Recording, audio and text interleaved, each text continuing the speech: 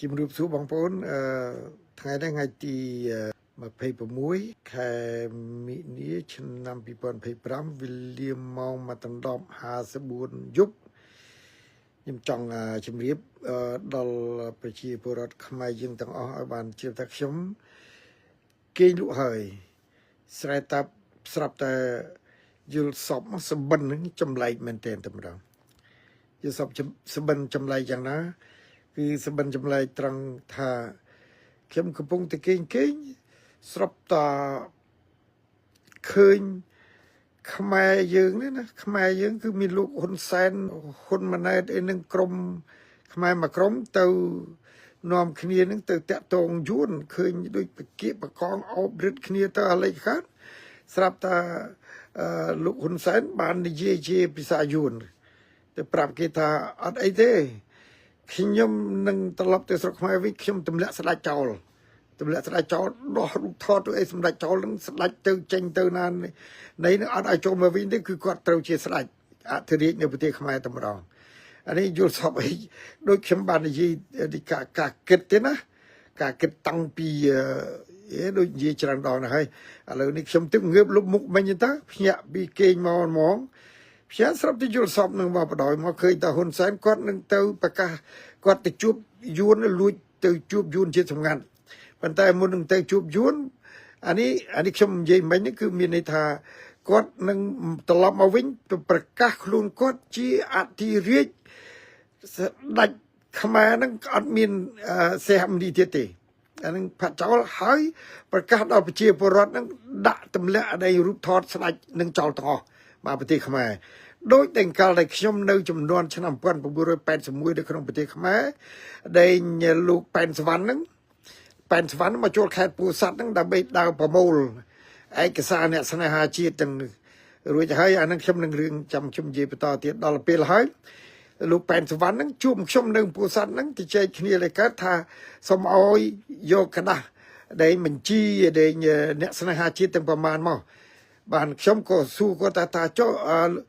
លោកយកបញ្ជីអ្នកស្នេហាជាតិនៅតាំងពីខេត្តផ្សេងរហូតជាលោកកុបទាមកហ្នឹងមកចុះមកខេត្តពោធិ៍សាត់ហ្នឹងហើយមកយកទៅចំចុងក្រោយគេហ្នឹងតើលោកយកទៅធ្វើអីគាត់ថាស្រេចនឹងលើលោកព្រោះរឿងនេះវាតកតនឹងវៀតណាមដល់ខ្ញុំថា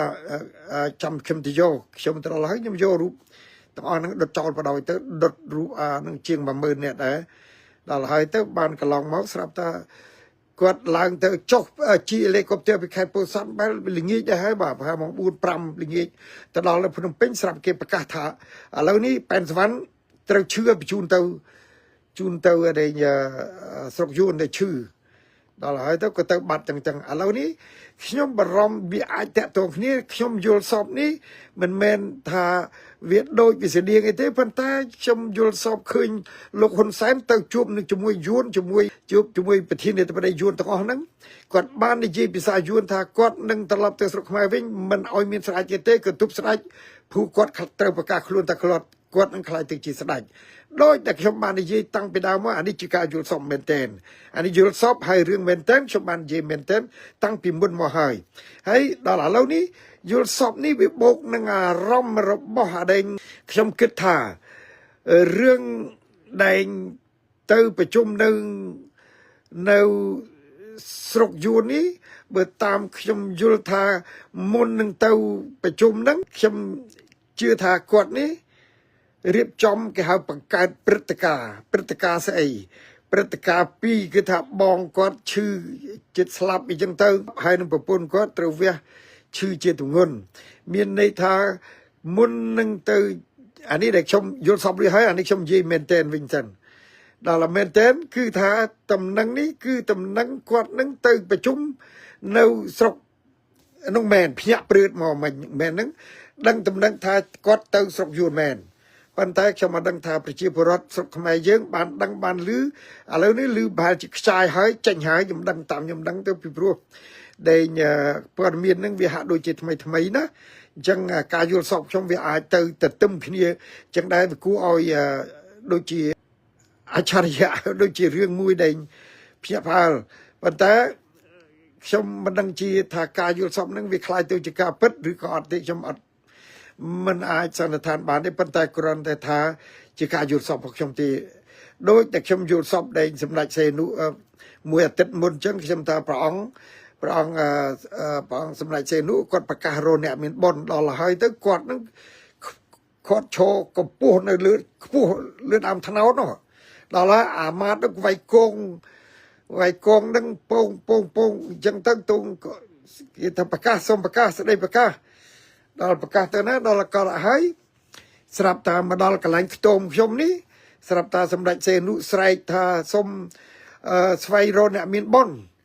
ដល់ហើយទៅខ្ញុំក៏ឃើញយល់សមហ្នឹងក៏ខ្ញុំថាចូលជើងព្រះអង្គធំហ្នឹងជន់ខ្ទមនឹងខ្ញុំហ្នឹងងាប់បាត់ហើយតែមកបាត់ជើងព្រះអង្គហ្នឹងហើយគាត់ថាអត់អីទេចាំព្រះបិតានឹងធ្វើខ្លួនឲ្យតូចមកវិញគ្រាន់តែថាប៉ុណ្ណឹងព្រះអង្គសម្ដេចសេនុហ្នឹងក៏ធ្វើខ្លួនឲ្យតូចទៅជាមនុស្សធម្មតាហើយចូលខ្ទមខ្ញុំចូលទៅស្រាប់តែព្រះអង្គរៀបចូលខ្ទមខ្ញុំទៅអាដៃគោល4 10នេះហ្នឹងបាញ់ដៃប្រកេះព្រះអង្គហ្នឹងបាញ់ដៃគោលពេញក្បាលទៅក៏ព្រះអង្គសគត់ទៅដល់ព្រះអង្គសគត់ទៅក៏ផ្ដាំផ្ញើថាកូនជួយមើលរឿងប្រទេសយើងនឹងផងឪពុកមានការភ្ញាក់ផ្អើលខ្លាំងណាស់ពីព្រោះនឹងអាចផុតពូជរឿងស្ដេចខ្មែរនេះនឹងអាចផុតពូជត្រឹមកូនផុសបិតាហើយអញ្ចឹងឲ្យជួយមើលប្រទេសផងខ្ញុំថាព្រះអង្គខ្ញុំទៅជួយមើលប្រទេសមិនរឿងប្រទេសពួកយួនវាកាន់កាប់គ្រប់គ្រងហើយទេជួយមើលផងកូនមានកូនឯងនឹងហើយដែលជួយជាតំណងឪនេះឯងអញ្ចឹងទៅគាត់ព្រះអង្គសុំលាអញ្ចឹងបេដាសគត់បាត់